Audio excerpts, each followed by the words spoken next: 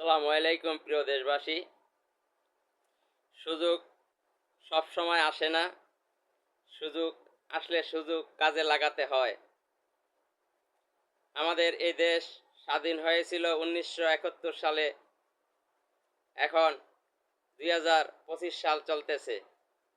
স্বাধীনতার 53 বছর পার হয়ে 54 বছরে চলতেছে, কিন্তু আমরা এখনো মনে হয় যেন পরাধীন।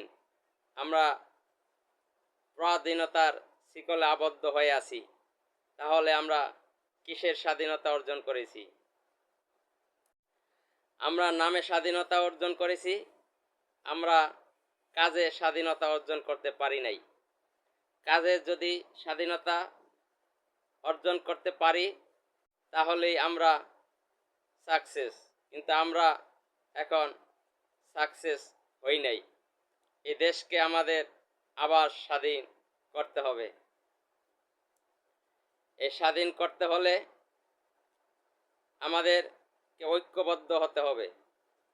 ঐক্যবদ্ধ হওয়ার একটা সুযোগ এসছে এই 2024-এর পরে। যুগে যুগে অনেক আন্দোলন সংগ্রাম হয়েছে, কিন্তু আমরা প্রকৃতভাবে মুক্তি এখনো পাইনি।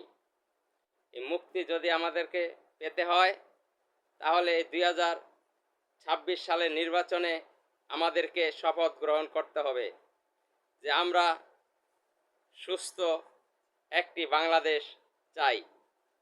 সুস্থ বাংলাদেশ পেতে হলে আমাদের সমাজে যারা আমরা সচেতন মানুষ, দেশপ্রেমিক মানুষ, আমরা যারা দেশকে ভালোবাসি, তাদেরকে ঐক্যবদ্ধ হয়ে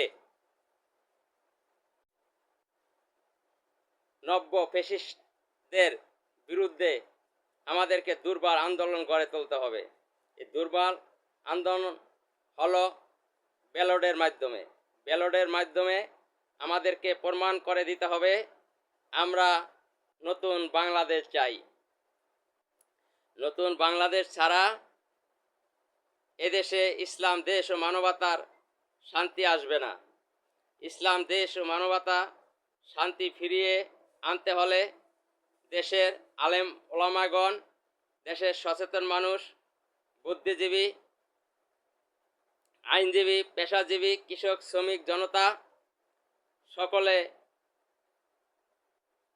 একই মতাদর্শের